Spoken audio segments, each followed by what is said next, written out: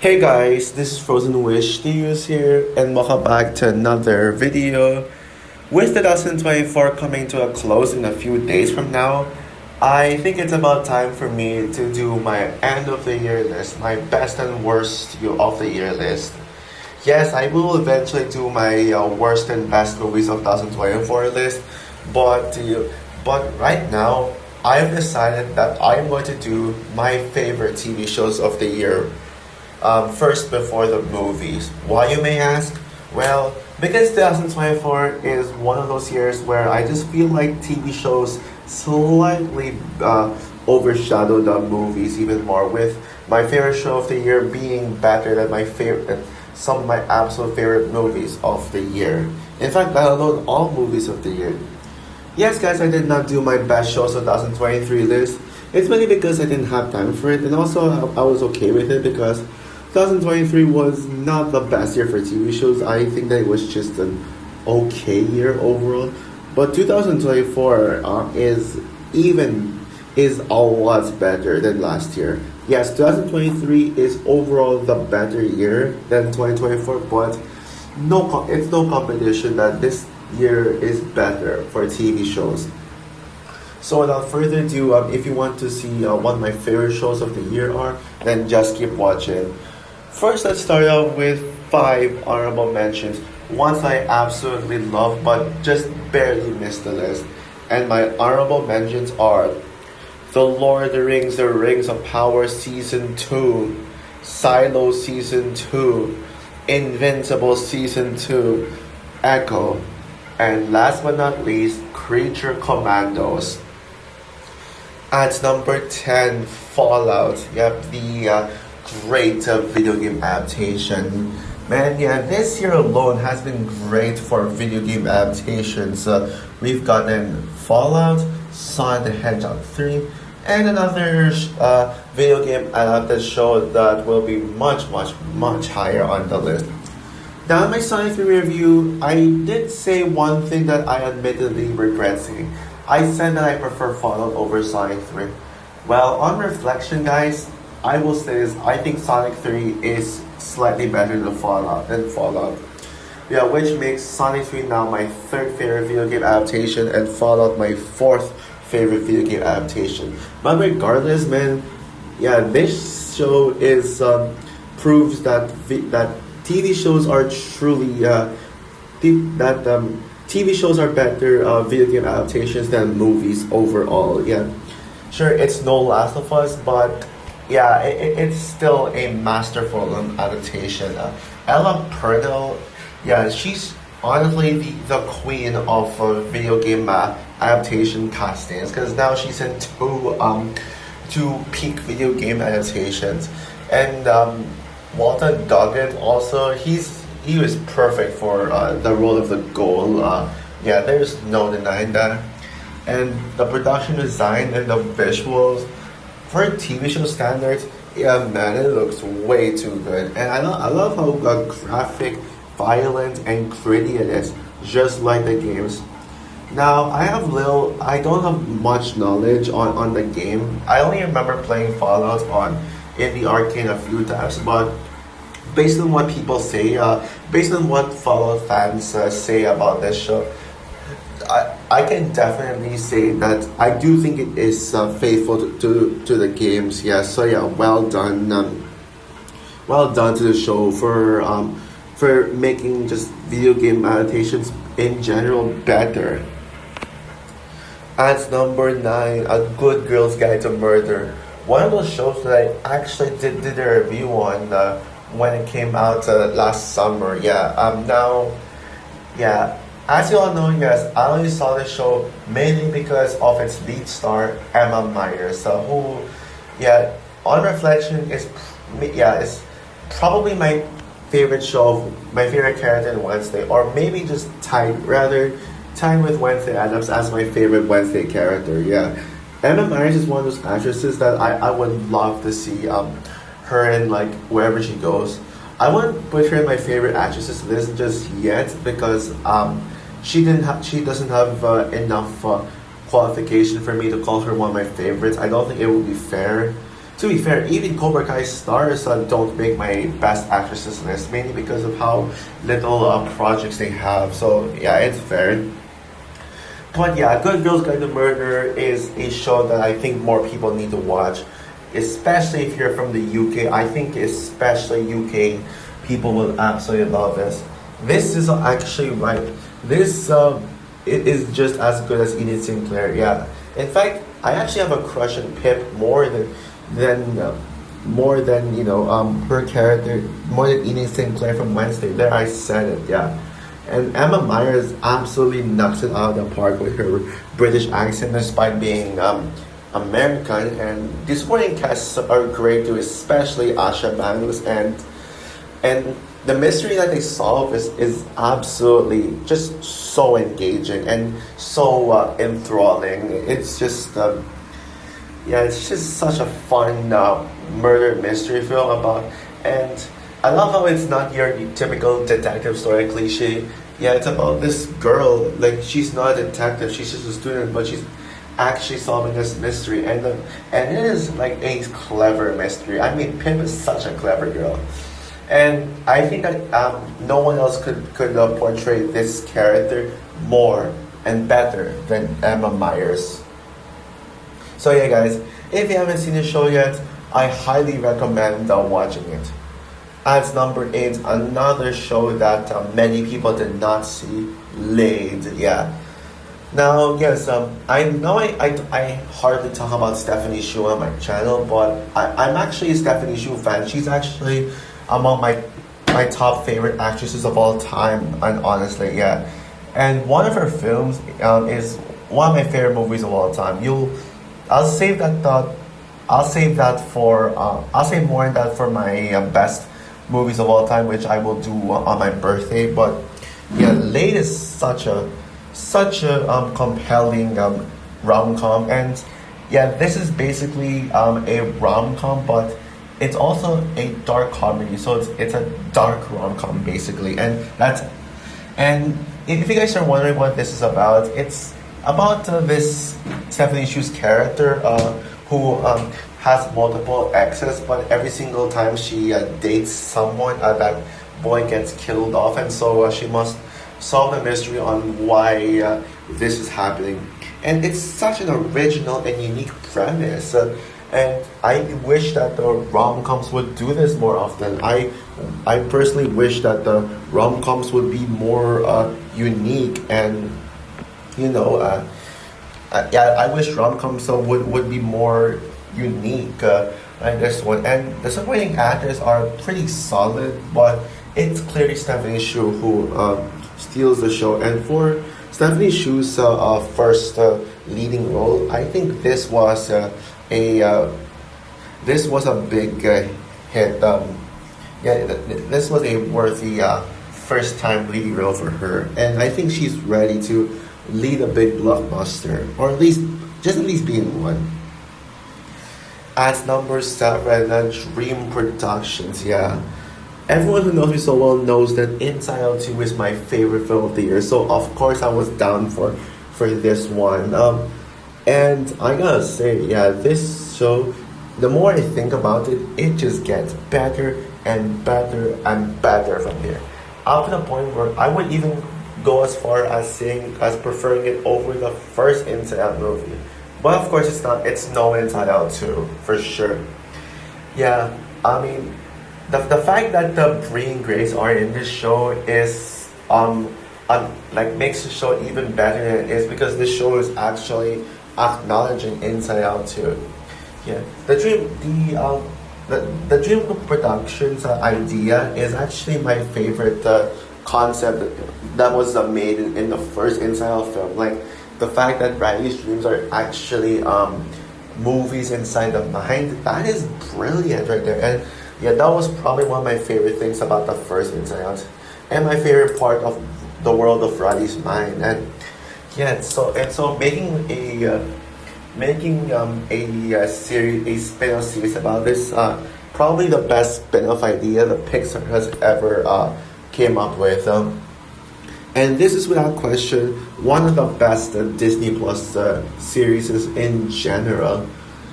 in general, yeah. And out of and between and easily no competition, the best Disney Plus series, mini series that's based on a movie. Yeah, I'm comparing this to Baymax, Zootopia Plus, and Carson Road. Yeah, yeah, TV shows which, I mean, are not masterpieces.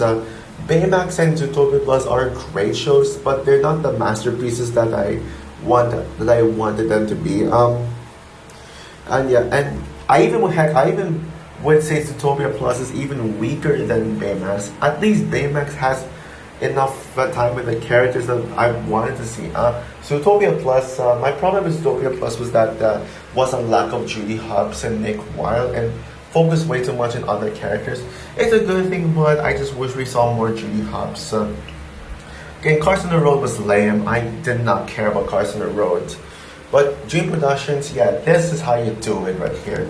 Sure, yes, the new characters are decent at best. I think the new characters could have been a little better. Like the new main characters, the Dream Productions crew.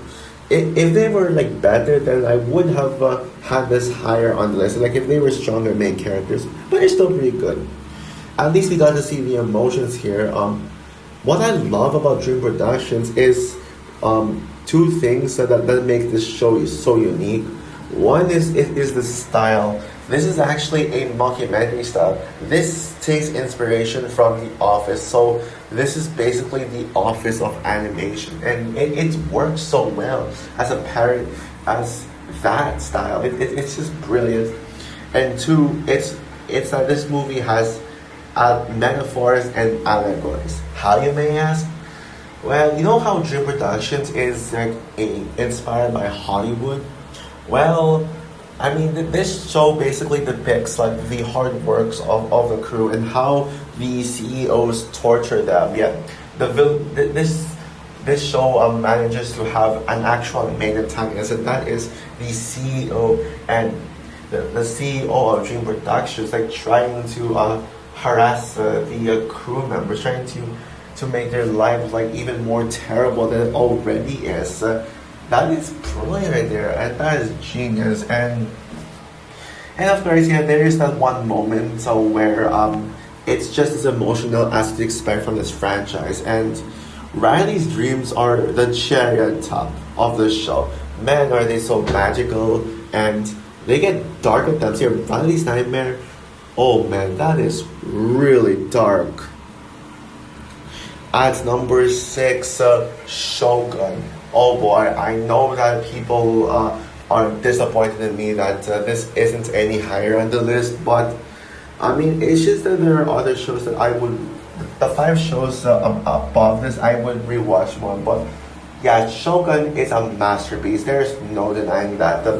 This is basically the Japanese Game of Thrones, and dare I say, it is just as good as Game of Thrones. In fact, it's actually better than a lot of Game of Thrones seasons. I'm debating if I prefer this to Game of Thrones or not, but yeah, Shogun is probably the best samurai storyline I have ever heard. It's absolutely just brilliant, well made, well written, like well fleshed out and developed characters. Yeah, show and considering that this is a show with Disney's involvement, yeah, it is a Disney show because this is a Hulu show and Disney bought Hulu. Yeah, it's really ballsy for Disney to do something like this. It's just insane. Yeah, the Japanese culture that they represented couldn't have been any better. Yeah, others. Yeah, this puts some other samurai movies like The Last Samurai to shame. Even though I think Last Samurai is a great movie. And the performances are really good from Hiroyuki Sanda. Sorry, I forgot how you pronounce his name, but the main reason why I love this show and the main impact is Anna Sawai. Yeah, I knew that Anna Sawai. Yeah, I actually do. Yeah, Anna Sawai's character, Lady Mariko, is one of my crushes of the year. She is absolutely stunning, and Anna Sawai deserves all her Emmy awards, and she's bound to win the Golden Globes for but bound to win the Golden Globes too. Yeah, I mean that show wouldn't have been the same without her. And boy, is this show so emotional too, especially in episode 9 where they kill her off. Yeah, I cried so hard when they killed her off. I was like, yeah, it was really sad, but it doesn't really stop me from loving the show. I'm not like that one user who would rate a movie or show 0 stars and they kill off a female character. No offense to that user. I mean, he's still one of my internet friends. I'm fine with the finale, not being the finale, but I will say this: I do not want a season 2 of Shogun. Why, you ask? Because it's going to take away the impact of this show, especially with no Anna Sawai. If you're not gonna put Anna Sawai in season 2, if you're gonna go forward with Shogun without Anna Sawai, then what's the point even? Shogun is. I think Shogun should stay as one season. But even if it's not my favorite show, I think it's a show that is going to win many awards and rightfully so. At number 5, nobody wants this year. The show that stars my favorite actress of all time, Kristen Bell. So of course, I had to make the top 5. This show blew my expectations out of the water. Because a lot of Kristen Bell's projects lately have been just alright for the most part. Like I watch it for Kristen Bell, but then I forget about it. I was worried that Nobody Wants This was going to be one of those Kristen Bell projects that I'd only watch for her, but then I would forget about it later on. But this is a true masterpiece of a show, and Kristen Bell's best project since the finale of The Good Place. What a rom-com this is. In fact, dare I say, this is the best rom-com ever made. This is the best that the genre has ever got to. And and kudos to Netflix for showing other rom-coms how it's done. And sure, while it does have your typical rom-com storyline of a couple just being together, it actually doesn't quite follow the rom-com formula, and it tries to be unique in itself with a question that's asked: can two people of a different religion fall in love? Because in this show you've got an atheist and a Jewish like falling in love. Heck, the Jewish man that falls in love with Kristen Bell is a rabbi. And I think what really makes this rom-com work is that it feels natural, and like the chemistry that Kristen Bell and Adam Brody had, it feels so genuine. It feels so realistic and just so believable. Yeah, their on-screen chemistry, man, yeah. And it's also very relatable as well. It has so much charm to it. The fact that the episodes are 30 minutes long, let alone 20 minutes long, makes it just so easy to watch. And the jokes actually land. They are actually funny jokes that got me laughing out loud. That's actually one problem I have with rom-coms. They're not funny, even if they think they're funny. They're just not. I absolutely love this. And of course, the cherry on top is Kristen Bell. And I gotta say, I think Kristen Bell gave us one of the absolute best performances of this entire year in general. I'm being serious right now.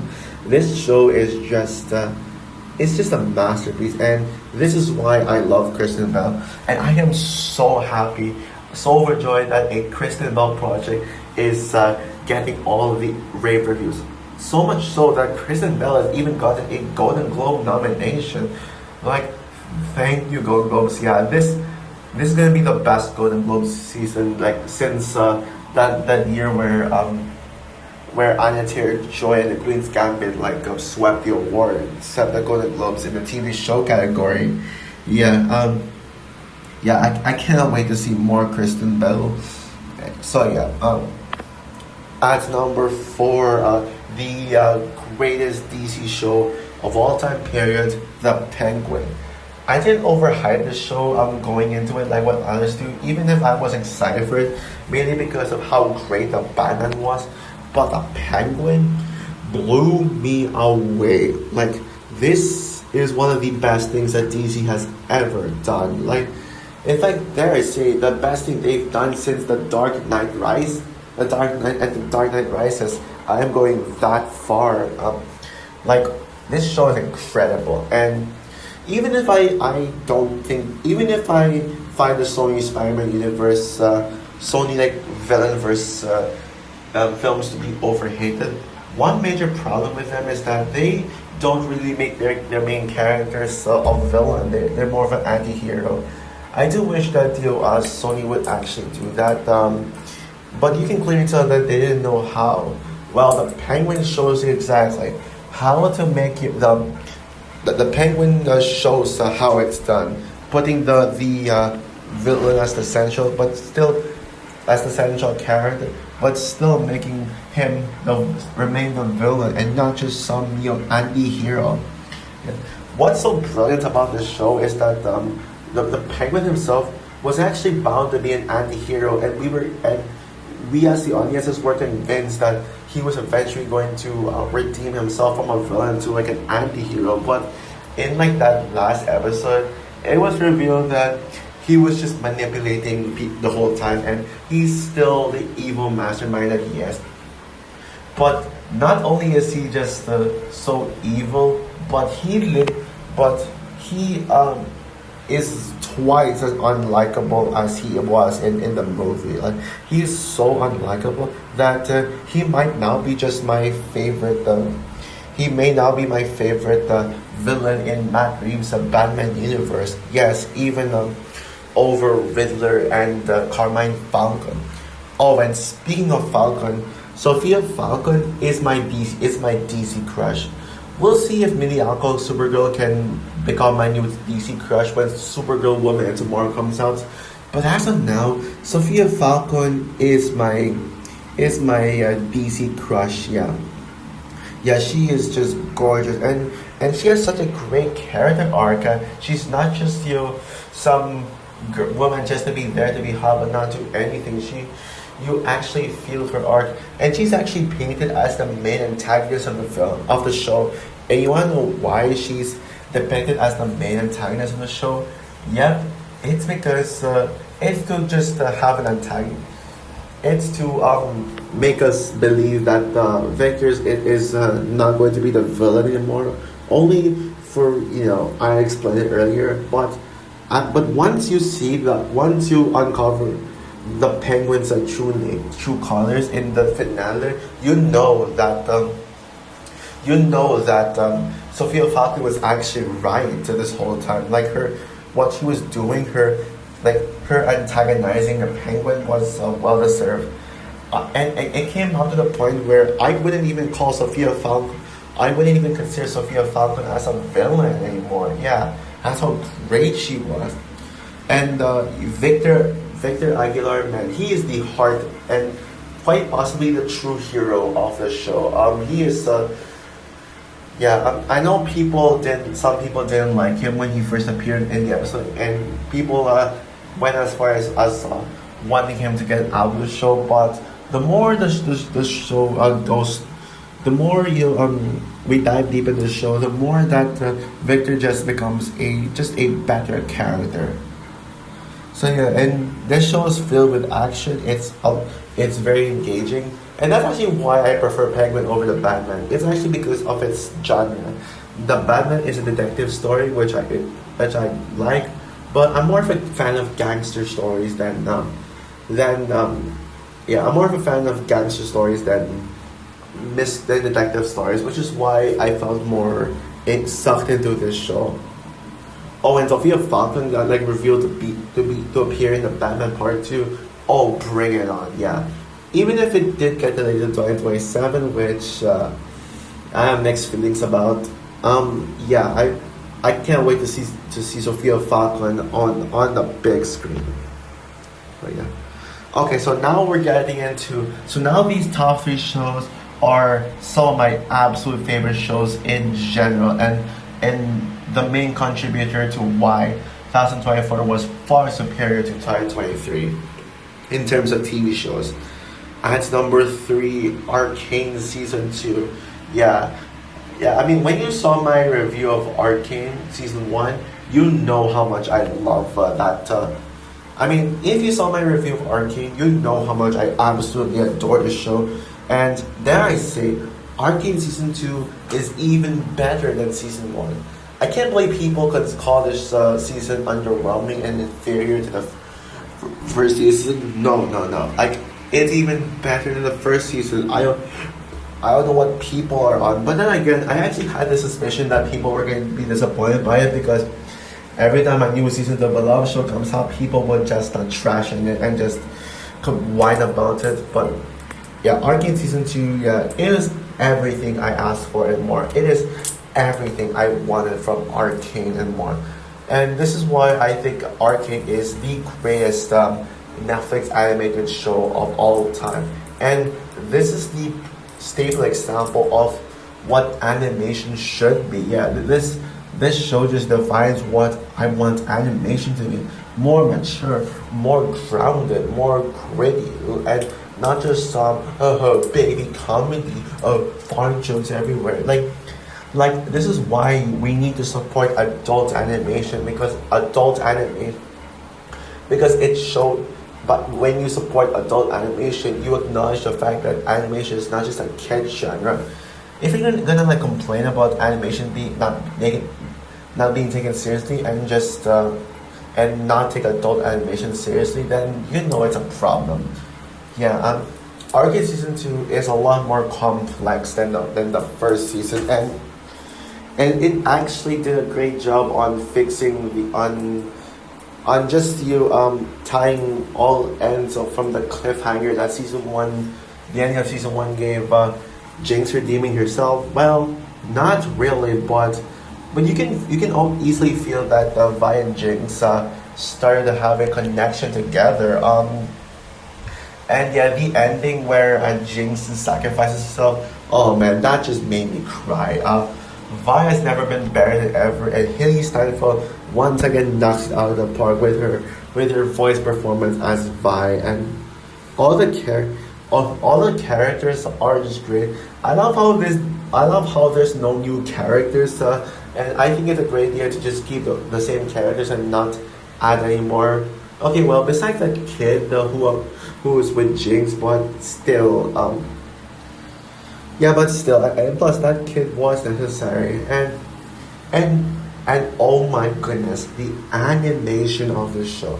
They went all out with the animation in this one. This animation, like if you thought that the first season's animation is gorgeous enough, this one takes it to a whole new level where it would be experimental. And yeah, and yes, and Jinx's sacrifice was not the only moment that made me cry. There were moments in this too that made me just tear up, and there were moments that made me just get chills and stuff. And even from the moment they played the like, oh, the misery, everybody wants to be my enemy. Yeah, the greatest to me personally, the greatest like intro in any TV show period. Yeah, that just the fact that they kept it as Arcane's theme, it just gave me chills. So yeah, Arcane is the greatest video game adaptation period. And so please go watch the show. Arcane is a show you need to watch at least once in your life. At number two, the best animated show of 2024, X-Men 97. And out of all the TV shows this year, this is the one that shocked me the most because this was not one of my most anticipated upcoming MCU projects. Mainly because I do think Mainly because the X-Men, the original X-Men animated series from the 90s, while good, wasn't really a show that I had nostalgia for, and I had a feeling that this was just going to be another nostalgia fueled show, but no, it is even more than that. This is the best Disney Plus series since Hawkeye. Well, yeah, but still, Hawkeye is still the best. But not only is this my second favorite MCU Disney Plus show, but just my second favorite Disney Plus show in general. Yeah, I could gush all day about this, about just how incredible and mind blowing this show is. This is better than the original X-Men show in every single way possible, shape and form. In fact, this is actually tied with Deadpool Wolverine as the best, the best, like X-Men project in general. Heck, I even prefer the show over Logan. Yeah. First of all, yeah, Jubilee is my X-Men crush. Well, I would say also X-23 from Deadpool Wolverine. No, not the Logan because she's too young for me to have a crush on. But yeah, yeah, but Jubilee is my X-Men crush. Yeah, there's that. I think she is absolutely gorgeous in this one, and also like I don't get the hate for her. That's episode focusing on her was, which is the game, the episode 4, like the game where she got sucked into this video game world. I don't get the hate for that episode. In fact, I would be on board for a Jubilee, a solo spin-off show. Like, just give it to me right now. And I love all the team. And if there's one thing that this show proved, it's that Disney is going to do justice to X-Men better than Fox. This is one reason why Disney should be thanked for buying Fox, not humiliated for. I mean, and I do think that I am confident that the live action X-Men will be even better than the animated X-Men. I am confident that Disney's X-Men will be even better than Fox's X-Men. And with Sasek reportedly set to be the front runner to play Jean Grey, yeah, that confirms it. Yeah, in fact, besides Avengers, Doomsday, and Secret Wars, the X-Men reboot is my most anticipated upcoming MCU movie. I am dying to see that. So yeah, I love how I love how much justice was. Sorry, I love how Disney just did this team justice, like especially the comics. Yeah, I mean, and I love how they didn't give Wolverine the spotlight. I get why people complain that the Fox X-Men had gave Wolverine way too much spotlight, and while it wasn't a problem to me personally, I think it was fair that other X-Men members would deserve a spotlight too. And in this case, it's Cyclops. Yes, Cyclops in the comics, Cyclops is actually the leader of the X-Men. And I'm glad that Disney went for that decision. The action scenes are absolutely insane. I absolutely love the action. And this one, the animation is gorgeous. It feels like the animation from the original while updating it to modern times at the same time. Yeah, that finale. Oh man, that finale just truly blew me away. Yeah, so yeah, I'm even more of an X-Men fan now with this Deadpool Wolverine and the announcement of Sing as Jean Grey. Yeah, I feel twice as much of an X-Men fan as ever. Heck, there may come a time in the future where the X-Men could dethrone the Avengers as my favorite Marvel team. Not now. Now's not the time though. This would have been number 1 as this is among my top 5 favorite shows of the year list. But would have been number 1 if it wasn't for my favorite show of all time. And my number 1 favorite TV show of 2024 is Cobra Kai Season 6. Yep, both parts 1 and 2. And you know what? I'm going to be cheating on this one. I honestly would say part three as well. Why? It's because one, I actually kind of want Stranger Things season five to be my favorite show of next year, and two, I mean, if part three is technically a part of, yeah, part three is part of a show that came out 2024. So I'm not gonna consider part three as a 2025 show. I'm going to disqualify part three from being in my most anticipated and best shows of 2025 list. But yeah, holy crap, yeah.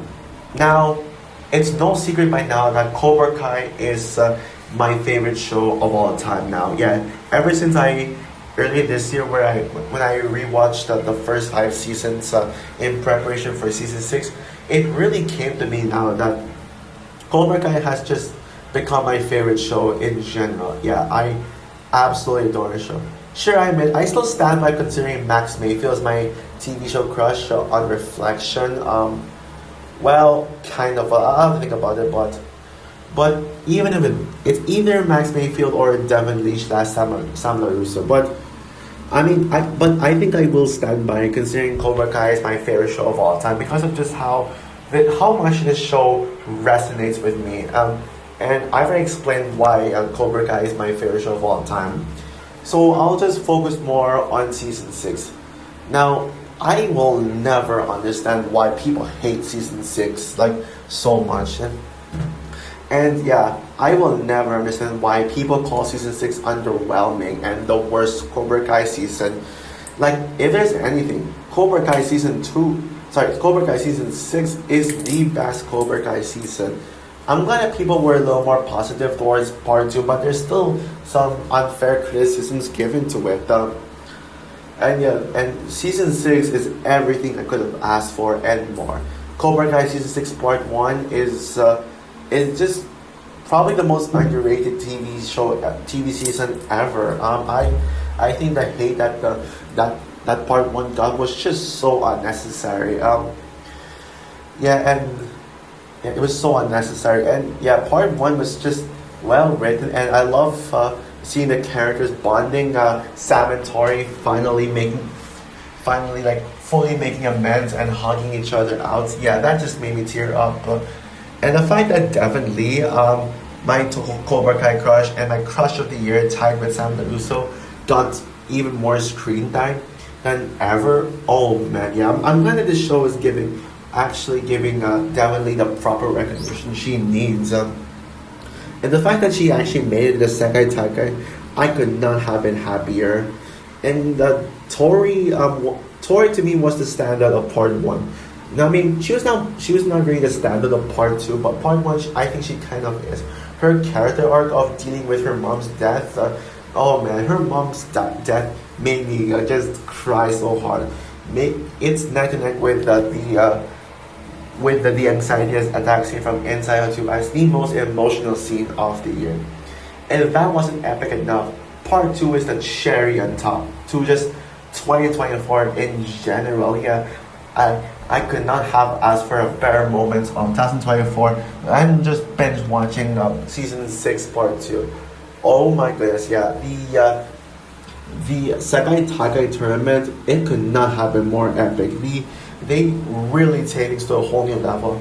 And when they say the Sekai Taikai is bigger than ever in season 5, they really mean it, because the Sekai Taikai in season 6 part 2, oh man, yeah, it just blew me away. Especially with Kenny versus certain Cobra Kai fighters, Robbie versus Quan, and Robbie versus Axel, and especially the brawl. The fact that the season 6 episode 10 has both both of the Sekai Taikai match and the brawl, like all at once, combining the two types of Cobra Kai season finales into one episode. I mean, Cobra Kai season 6 episode 10 is just oh my goodness, it's the best TV episode ever. I am not exaggerating on that. And season 6 isn't just all Sekai Takas. There actually is character dramas, and we got to see these characters explore major too. And we got some interesting chemistry going on here with like Axel and Sam chemistry, with something I did not expect. Quan is the best Cobra Kai villain. I don't care. Sorry, Terry Silver, you've been dethroned.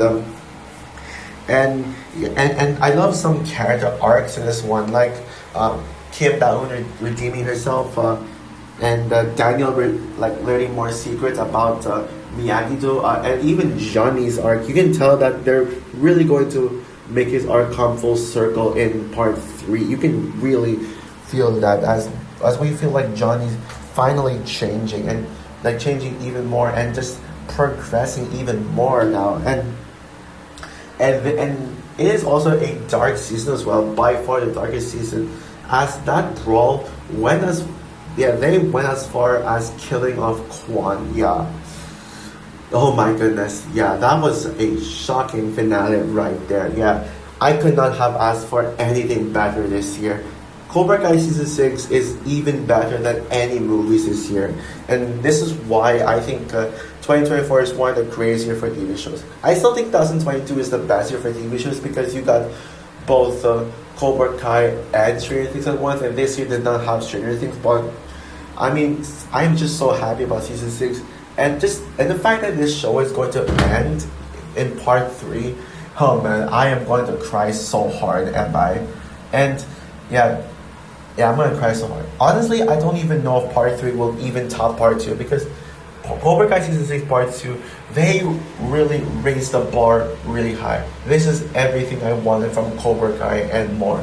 And this is why Cobra Kai Season 6 parts 1 and 2, in fact, the whole of Season 6 in general, is by far and away, no competition, the number 1 best show of 2024. No other shows this year come close to this. Heck, I would even say this is just the best thing to come out all year, period.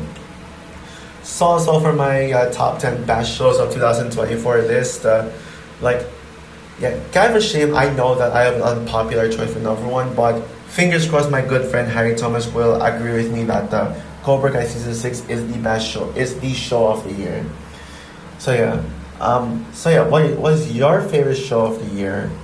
Comment down below, like, subscribe, hit the notification bells, and stay tuned for my top 10 worst movies of 2024. Bye guys.